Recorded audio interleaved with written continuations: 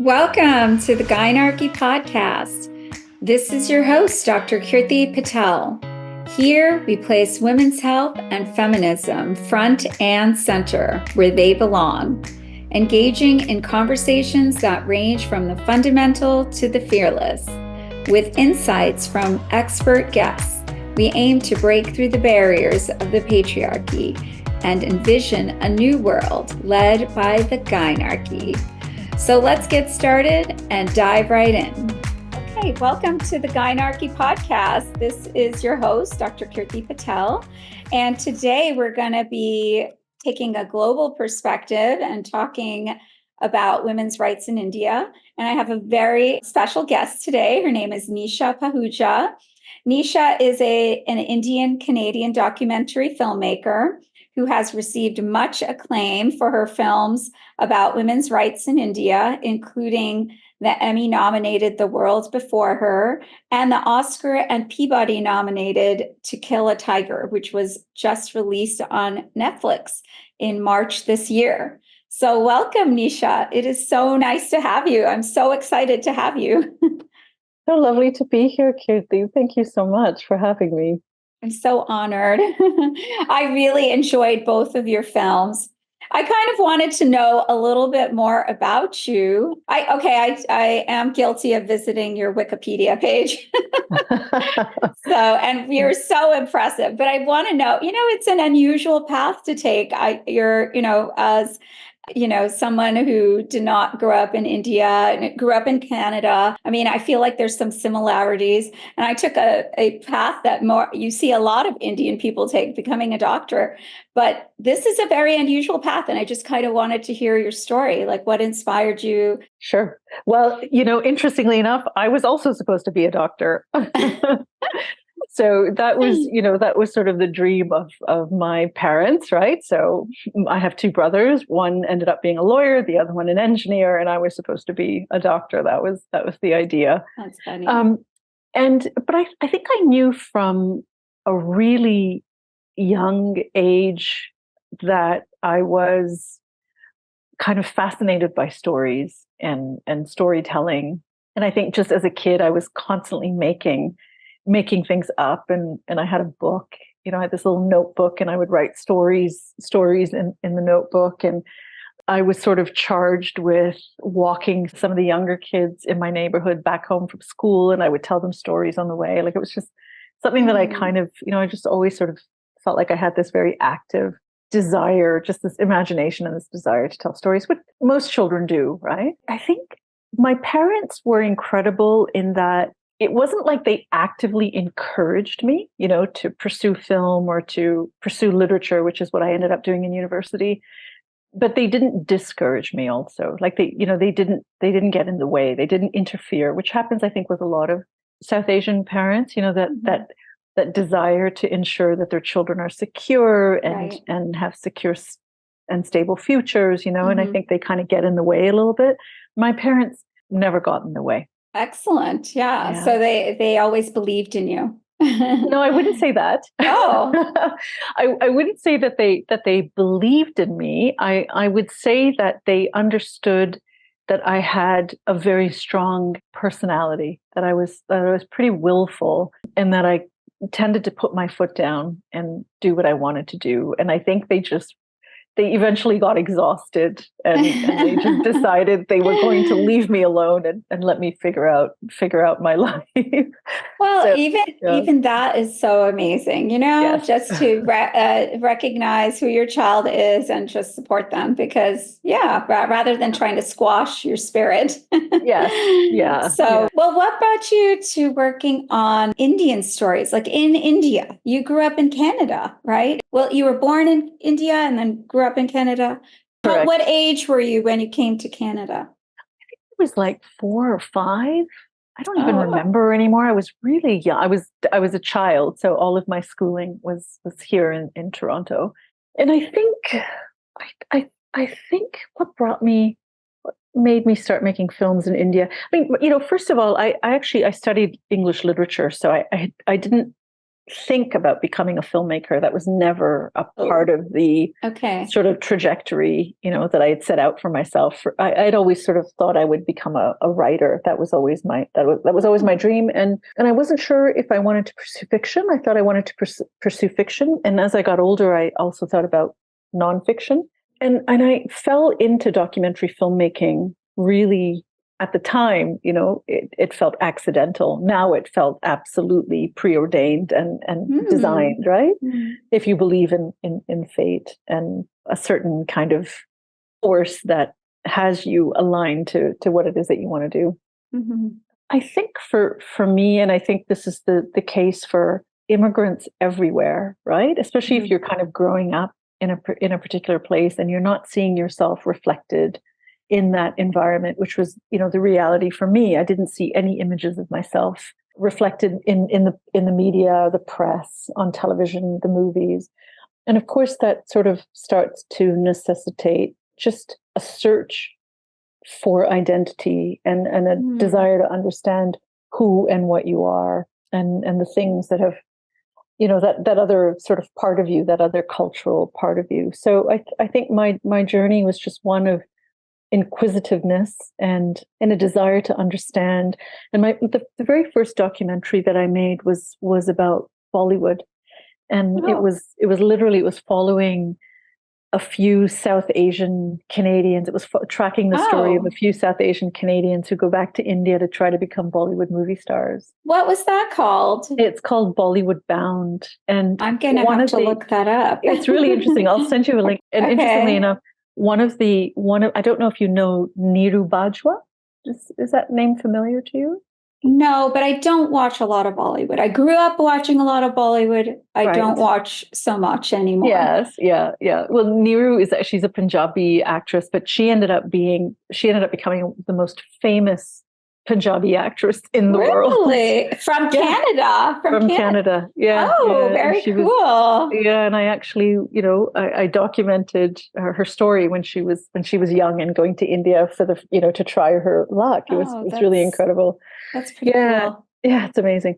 So anyway, I think that film was about race and representation, and the question that I was asking is if Canada and the West was a place that recognized our stories and who we were, would these young people be making the journey back to India to try their luck in the movies? That sort of that sense that Bollywood was in some way a really strong umbilical cord and connection to a country that we didn't know, that we only learned about through the movies. It was a part of us and a side of us that.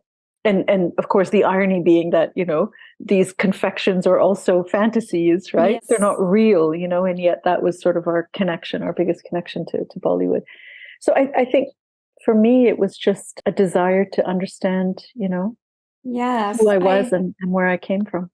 I can very much relate to that. I mean, the same with me. I mean, obviously, I grew up in America, and the same experience. All the role models or women we saw in the media were not like me. And so, I mean, there was that Bollywood element, watching my parents' movies. So that's interesting. But then, yes, I think that's why your films do resonate so much with people like me. But I think, men, women, other people interested in our culture too. They may have friends, family now with this background. And it's like a way of communicating versus, like showing the culture. So yes, I'm going to have to look up that movie. The other thing I wanted to say, something else that you mentioned really resonated with me. Like, the cultures, I hope you do revisit doing movies based in Canada or the US, because the culture is very different, isn't it? Like, what we are taught is Indian culture. Like, I sometimes joke with my friends, like, what I know of Indian culture is probably like whatever my parents brought back from 70s India is was the foundation of New Jersey Indian culture, which is my culture. But that's very different than, say, somebody else's culture in another part of the country or Canada or India. Like they're very different. So that's also interesting, like the Indian diaspora has. Absolutely. Right? Yeah. Yeah, for sure. And I mean, even India itself, right? Like in some sense, is there even sort of kind of a monolithic Indian culture, right? Like it's also kind of evolving, and it's also very much kind of dependent on where you are in the country, what part of the country. I imagine the things that are uniform, across in India and the diaspora communities, I would say the thing that is probably the glue is family and the importance of family and relationships. I think that is something that's common across diaspora and across India. And well. certain themes, right? Taking care of the older generations, for example. But yes, I agree. So let's talk about To Kill a Tiger. That has made such a big splash, and what a powerful movie. I mean, I repeatedly was having breakdowns watching it. Like, it was a very emotional experience for me in just many different levels. Would you like to summarize for everyone I don't know how many people are going to have watched it before watching this podcast or listening to this podcast versus hopefully will be inspired to watch it after. But could you, in a nutshell, what was your vision and what's the story? Well, I mean, my vision was something completely different than the film that I ended up with, right? Which is what is incredible about documentaries. You start off with an idea and then reality kind of throws something else at you, and you have to kind of just, it didn't pack, right? That wasn't your original vision. No, I need to hear. I need to hear this. The original. I'd actually set out to make a film about masculinity in India, and that film is called Send Us Your Brother, and which is currently being made now. Initially, I was making this film called Send Us Your Brother, which was about masculinity in India, and I was following the work of the activists that are in the film, and they were running a 3.5-year gender sensitization program in the state of Jharkhand, and Ranjit, who is the main kind of the hero of To Kill a Tiger, is enrolled in one of these gender sensitization programs. And that is how I came across the story. Was he enrolled before this event happened to his daughter? Yeah. Wow. Yes. And so were the men who raped her. They were also part of this program. They were also part of this gender sensitization program. So wow. And the goal of this is for them to understand women's experiences, or that they're equal, or yes, exactly. It's to give men and boys a different way of being male, and it's a way for them to gain empathy for women and for girls, and also for them to start to understand that masculinity is a construct, and it's something that has been imposed upon them. And that really ultimately it kind of is divorcing them from who they truly are as human beings. So it's, in a way, it's about getting them to kind of really reflect and to understand who they are. So Ranjit was enrolled in this program, and I began to, I was following the work of the activists, and then of course part of their work was to support Ranjit and his daughter, and I began to follow the storyline. And then ended up just focusing on Ranjit and his daughter and his family in the final in this one film, and this was To Kill a Tiger. Wow. And so, and the basic plot of To Kill a Tiger. Well, what happened? When did that event occur? It was 2017. 2017. So you had already been there filming about this. Yep. Gender sensitization. Okay. Yep. And then this event occurred, which was basically a gang rape of a very young girl in this village. Yeah. And you began documenting the legal actions that the family took. Okay. Exactly. So I thought that's sort of shocking to hear. Right now, my mind is processing it like, how far along had these boys been in this program when this occurred? A few months. A few months. Yeah. And how long was it supposed to run? 3.5 years. I see. Yeah. So relatively early. Relatively early. Yes. And look, changing people's mindsets and changing culture is a really long, it's a long haul. And you're not going to be successful with every single person that's involved in those groups, right? Not everyone is going to sort of espouse the same, the kinds of beliefs that Ranjit has. I think in a way Ranjit was born with some of his very progressive thinking. The groups obviously helped and the NGO helped, but I think he was just that kind of person, from his birth. I think he just had a certain personality. That was very inspiring because, the culture is obviously very patriarchal, very much, not, I guess, kind of dehumanizing to women and not, respecting women as individuals. And so I was very moved by the passion with which he was defending his daughter and wanting to take legal action, because I think a lot of men in that culture would just go along with the societal, the community recommendation for her to just, not pursue any legal action, not pursue justice, and to just, the other shocking thing they recommended was for her to marry one of the rapists, which was also just sickening. So I was wondering about Ranjit, her father's background. Like, were his parents progressive? Did you learn anything about his background that could have influenced him? Interestingly, his mother was a single mother, right? So when Ranjit was growing up, his father was abusive and he abandoned the family. And so Ranjit was raised by his mom. And he decided at a very young age that he wasn't going to be like his father. Like he knew that it was important not to be like his father. So obviously, I think being raised by a strong single mother, had an influence. But I don't think that is the reason that he is the way he is, because there's so many other men in India, who have similar stories, who are raised by their mothers and, whose fathers have abandoned them or left or were abusive. And I think Ranjit he just has a certain way of looking at things. Yes. And it's a personality that he was born with, right? And he questions not just gender inequality, he questions inequality, period. He's a very sort of keen observer of the world and his society.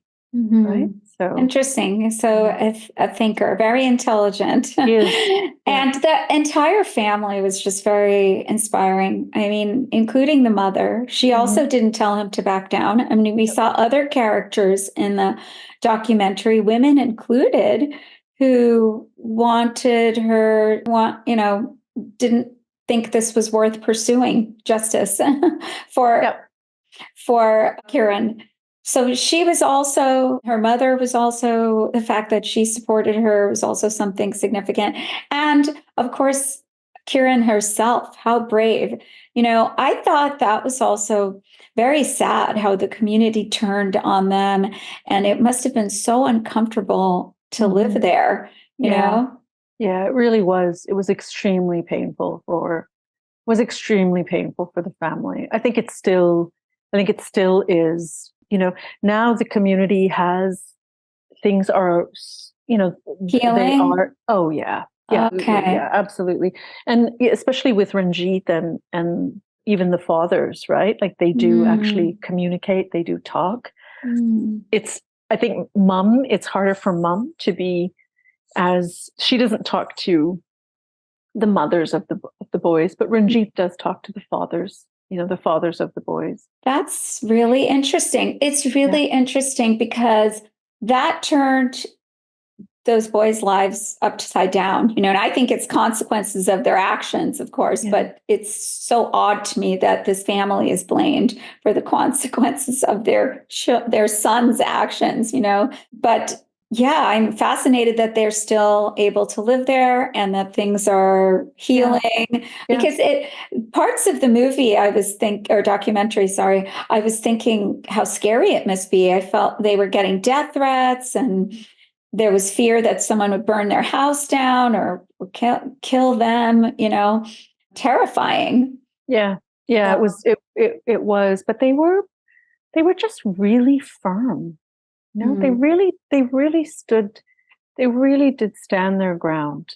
Right. And I think they were just committed to pursuing justice and ensuring that justice was served. And it's interesting because they weren't consistent all the way over the journey, right? It was 14 months that it took because, there were times when mom, especially at the very beginning, she was anxious and she wondered if they were doing the right thing. Then Ranjit, I think at some point, I think it was sort of halfway through or 8 months in, or I can't even remember at what point, but he started to lose the energy.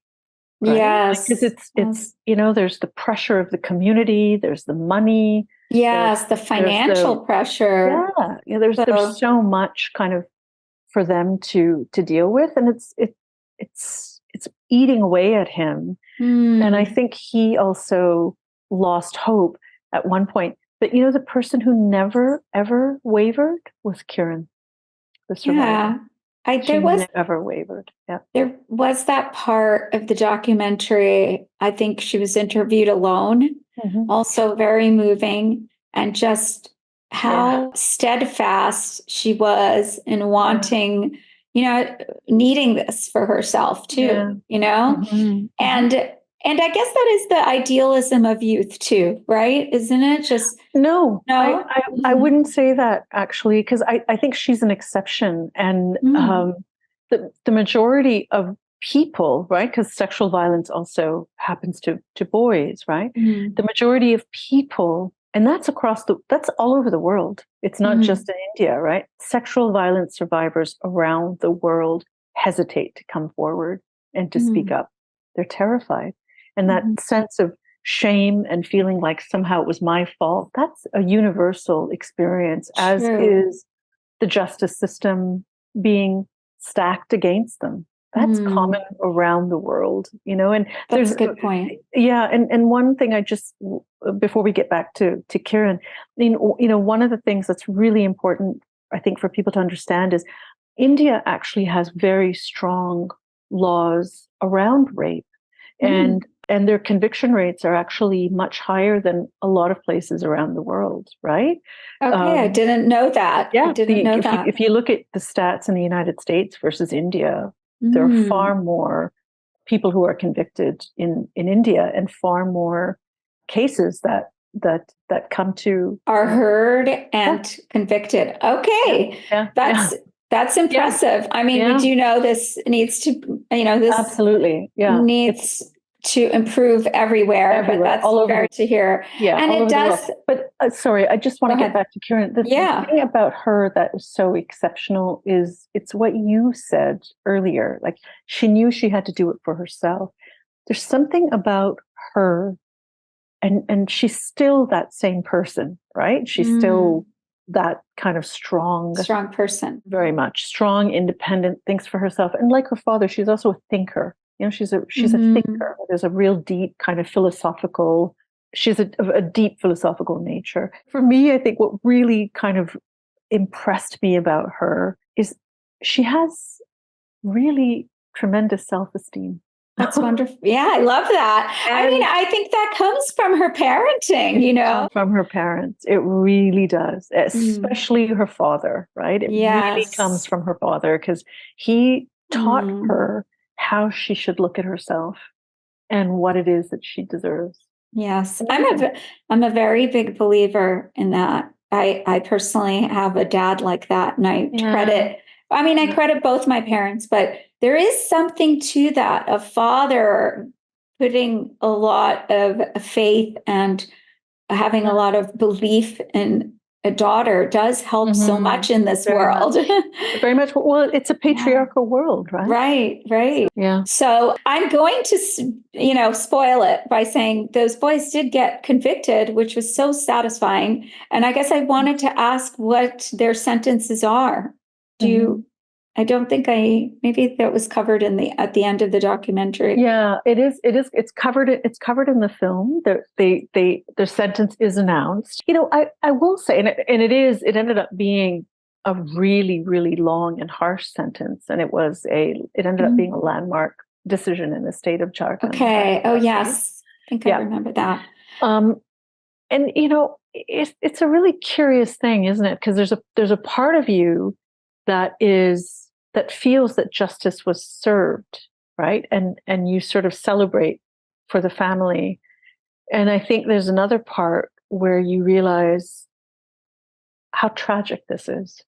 And they have to be the examples to change the culture, which, yes, I can kind of see well, they're a product of this toxic culture. They did something horrible. These are the consequences, and they're being held to these this landmark decision, conviction, and now things may change. So yes, there is a tragedy there. Like perhaps this, if only the culture was different, and why did it take something like this, right? Yeah, and also, does punishment really work? That's really the big question. Does this because a few months after this happened, and it was a sense of sending out this message, just a few months later, there was another 25-year sentence, right? Meted out again for sexual violence. So it's important to, of course, the law has to work. That's critical. We need justice, but we also, hand in hand at the same time, we need education. We need sensitization. And you're not changing culture otherwise. Right. So that's what I was going to ask then. It sounds like what you're saying is just handing out these sentences doesn't change anything. That's not enough of a deterrent. What do you think needs? I mean, I guess like that program that they were running, gender sensitization. Gender sensitization. What other things are being done? Education, teaching boys at a very young age. Teaching gender rights in school. Those things are extremely important. And patience, and knowing that this is something that is going to take a really long time. Just handing out really harsh sentences, that's not the solution. So these couple of convictions, you don't feel that is making things change? Has there been a difference? It doesn't instill. It does, for sure. Like in that region, for example, definitely it had an impact. And people, it's so interesting. People are talking about To Kill a Tiger in that region. They're aware of the film, right? That's amazing. Yeah, it's amazing. And they're proud, right? They're proud of the film. I don't think that just the law is enough, right? I think what has to increase is sensitization and education in a way that is compassionate and doesn't make men feel guilty or ashamed. True. That's a good point, right? So what is Kiran up to now? She's actually in college, and she just Wrote her police exam because she wants to get into the police. Get into the police force. Yeah. So she just Amazing. she just wrote it a few months ago, and she's waiting for her results, and she hasn't heard back yet. Wonderful. Earlier when you were speaking about her and how strong she was, and that she believes in herself, and she and her father kind of remind me of Malala and her father. Completely. Don't they? There's a similarity, the courage, and the for sure, confidence, the poise. We're really hoping that we can introduce them, because I met Malala at a screening. She came to a screening in London for the film, and we're actually doing something called an impact campaign. And that's essentially, we're taking the film and we're doing a big sort of educational screening tour And Wonderful. both Kiran and her dad and her mom, when we can get her, and Mahinderji, who's the activist in the film, will be taking the film across India and then also in the United States.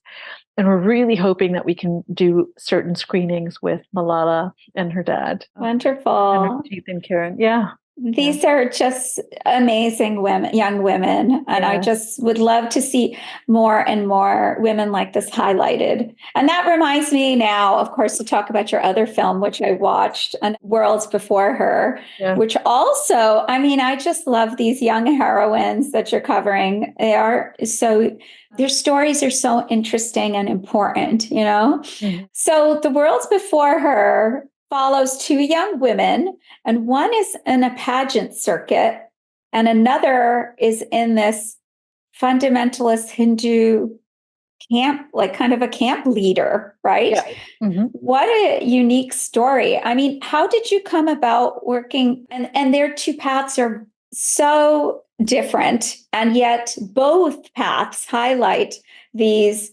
very narrow views of womanhood, of what is the opportunities before you as a girl and a woman, right? Young woman. Yeah. So what inspired that? That was what year did you work on? I think that was 2008. I started that film, or 2009, and it was done in 2012. I can't remember. I know that it took 4 years to make. And the genesis of that was really interesting. I had, when I was making Bollywood Bound, which is the very first film that I made, I was invited to a party celebrating Lara Dutta. I think Lara Dutta had just won Miss World. She was a Miss India contestant who won Miss World. And this was back in like 2000 or 2001. I can't even remember. But I was invited to this party, and I was kind of struck by just the fascination that had sort of erupted in India around beauty contests, right? Because, you know, Sushmita Sen had won, and Aishwarya Rai had won, Priyanka Chopra had won. And there was just this sort of fascination with beauty contests. And of course, you know, I grew up as a young woman with a certain attitude towards beauty contests in the West, right? Where we were feminists, and we thought that they were passé and objectifying women. So I had this kind of perception of them, and I thought it would be really fascinating to do a film about the kind of rise of beauty pageants in India, and what they meant, and what was their connection to kind of Indian identity in India on sort of the global stage? What was the relationship? And did they empower women, you know? And so anyway, I started this film in 2008 or 2009. I started doing research. And as I was researching, I came across stories of protesting these pageants, specifically both by women's rights groups in India and also by the Hindu right wing in India. And I just started to think that would be a really fascinating film and a fascinating story. And it just really evolved. It evolved from there. And as I was sort of making inroads into the Hindu nationalist community and movement, I met this woman, Prachi, who's in the film. She told me about these Durgavani camps, you know, these training camps where they take young women and girls and they train them, you know, for 10 days. Right. And of course, they're teaching them a very specific view of India, a deeply prejudiced, view of India, very anti-Muslim, anti-Christian view. And I thought this would be really interesting to see how the idea of two different ideas of what India was to be, and how those ideas, these two competing nationalisms, essentially, and how they were playing themselves out on the bodies of women. That was the premise. And little did I know that the stories would converge in the way they did, right? Oh my God, it was so powerful. I just thought, wow, what a brilliant idea to focus on these two very opposite women. You know, what was it? Ruhi was the pageant contestant for Miss World. And she's, I mean, very intelligent, well-spoken, you know, quite bright. And yet buying into this beauty pageant world, judging her not on her intelligence so much. And there was other very intelligent women there. They seem like very educated, seeing their path, their futures in this by selling their beauty, right? And then Prachi was fascinating, really fascinating, because she is a walking contradiction, with like that moment was it just demonstrated the brainwashing so much when she shared that she didn't want to get married. And yet she promotes these fundamentalist views that women should be traditional and get married and support, the family, the man, have children. She's still not married. she's still not married. And actually her and her mother don't live with her dad anymore, So, I know. And the fact that, oh my God, one of the most heartbreaking moments was when she said that she's grateful that her dad didn't abort her. And that would be and speaking as if that would be justified because she's a girl, or kill her as a child, So that was just so heartbreaking, shocking. That's yes. What she said. Yeah. Yes. So to be raised with this view that you were a girl and less, and yet we let you live. So you must now serve us and do everything. Your whole life you should be grateful for anything that you breathe, that you live. Yeah. Oh, devastating. That was devastating. But, she's now, she's a very different, I wouldn't say she's a very different person, but she's very strong-willed, and she, she definitely broke out of that patriarchal thinking, not the nationalism. I think that's unfortunate. Very unfortunate. That's unfortunate because it's just I hope that with time that comes to her, because it's interesting that it's wonderful that she broke out and she's not going to get married and she has chosen her own path in life, very feminist kind of thing to do, but she doesn't believe other women should do that, which is odd. So what? No. I don't think she believes that at all. I think she believes people should do whatever they want. Including for her, women.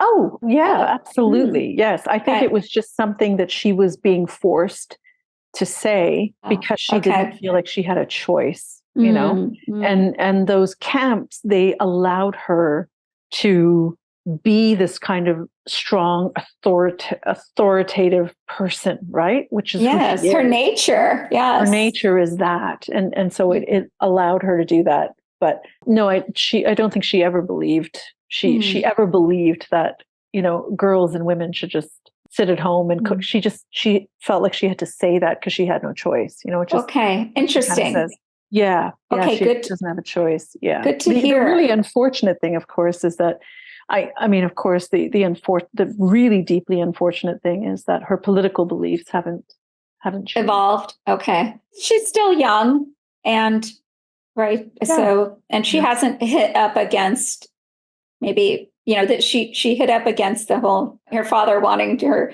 to get married, but there may be other obstacles she faces that in life that may change her views. She's so interesting. I think that was really, this was my first time even hearing about these camps. That was really shocking because the girls going through these camps, they're almost like training them like little soldiers with even the weapons and everything, which also strikes me as not really in line with traditional views of womanhood.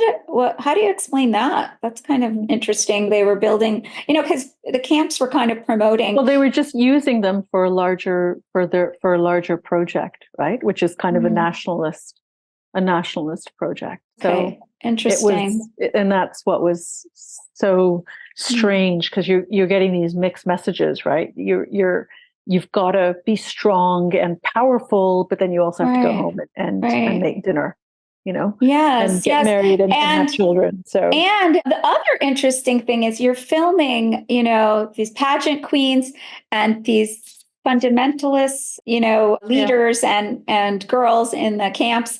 And at one point, one of the leaders kind of tells them, like, you don't want to be like Priyanka Chopra. Yes. Yes. It's really, I thought, how did you couldn't, craft another moment this good, like to contrast, like literally telling them not. And then I also enjoyed that part where Prachi and her family were watching the pageant, and I could see on the mother's face the glow of like, just like, like, oh, they're so beautiful and so much potential. And like almost like a little bit of pride and envy. Like, I'm so happy for these girls to live a different way than I had to live, Yeah, absolutely. Maybe I read too much into it, but just the mother. No, you didn't. No, you didn't. That was what was so fascinating about that family, right? Like, and again, this is also what is so interesting about India, and is so different about India compared to the West, right? The West is, everything is so, it's just binaries. It's like, it's either this or that. We're so obsessed with rational thought, right? And reasons, and, what is as if there's only one thing, as if only one thing accounts for complexity, which is so untrue. It's so simplistic. True. And this is what is so fascinating about India is that everyone's complexity and everyone's massive contradictions is just there. Yes. And nobody thinks it's illogical. It just is. Yes. Right? That is something I admire about Hinduism. Obviously I'm not a believer in these fundamentalist religions of any kind. Yeah. And I can't even really call myself a Hindu, though I was raised that way. But the thing I do admire about Hinduism is the allowance for so much diversity, gods and goddesses, and so many incarnations. It's much more all encompassing. And also, like, it kind of embraces we don't, there isn't one definition, of God or, reality even. So yes, I loved both of those movies. And I'm going to need to find Bollywood Bound next. And I'm going to be following you. Like, please, anytime you need help promoting anything, let me know. And I'm going to be enthusiastically watching. What's the name of the next documentary? It's called Send Us Your Brother. Send Us Your Brother? Okay. Yeah. Oh, I did get one audience question. Oh, yes. Yeah. This is from Dr. Aniket Natakar. I'm probably saying it wrong. He asks, what impact have you already seen in India? And what do you anticipate will happen in the next 5 to 10 years based on the impact of your movie? I think he was talking about To Kill a Tiger. Yeah. So, I mean, there's been a tremendous amount of impact just because I know, and it's not just India, it's around the world. Like, people were writing constantly, especially after when it first sort of was on Netflix, we were just inundated with messages, and really personal messages from survivors who decided to come forward, messages from survivors who decided to tell their families of survivors who decided to pursue legal action. I mean, it was incredible. And just even the people in the film, the ward member, for example, who's the guy who at first we're not sure if he's going to testify or not testify. And then he eventually says, well, obviously they needed to be punished.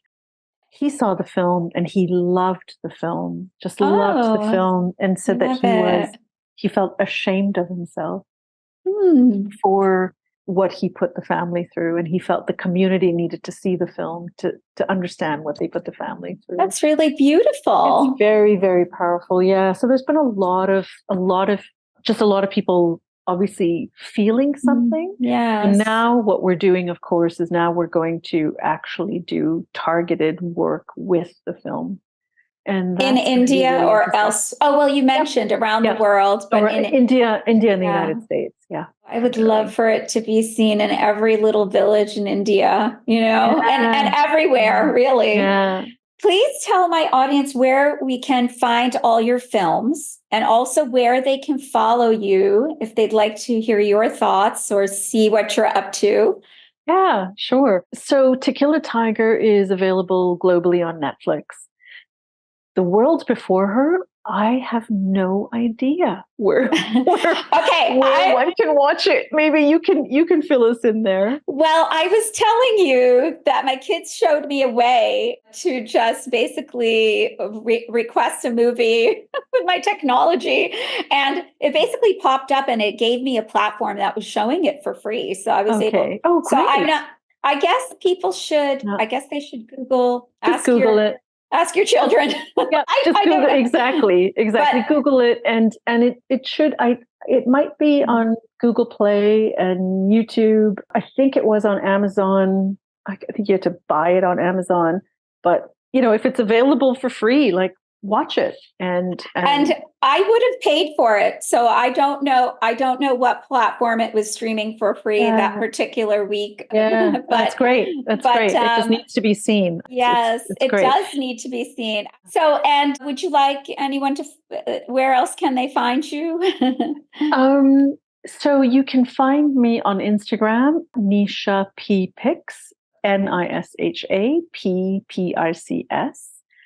And then I'm on Twitter, and I think on Twitter I'm just Nisha Pahuja, but I'm not really active on Twitter. I'm mostly active on Instagram. Okay, wonderful. Do you have any closing thoughts? No, I mean, feel free to reach out after you've seen the film, and let us know what you think. And if anyone is interested in supporting our impact campaign and the work that we're going to be doing on the ground in India and in the United States with an organization called Equality Now and other organizations. Like, I don't know if people know Saki and SOAR. Those are some of the organizations in the US that we're going to be working with. There is a way to support our work, and that is through Women Make Movies in the US. I did make a donation, by the way. Oh, how lovely of you. That's so lovely. Thank you. After I watched the movie. Right. So you can donate through Women Make Movies to kill a tiger. Wonderful. Okay. Well, I always leave my podcast with a closing thought. And today's is that the patriarchy is, as we know, a global problem. And it exists in various forms, in different cultures, different religions. But the message is always the same, that women are lesser than.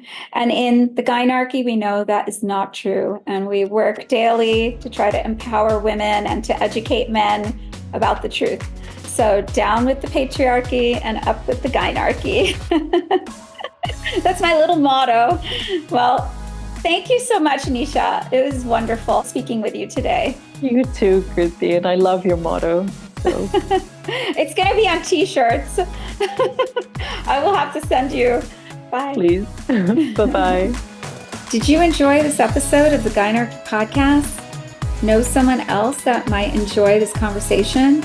Make sure to subscribe and share the show with your friends and family. Find us on Apple, Spotify, YouTube, and just about anywhere you find podcasts. On social media, we can be found on Twitter, Instagram, and TikTok at The Gynarchy. Thank you so much for listening.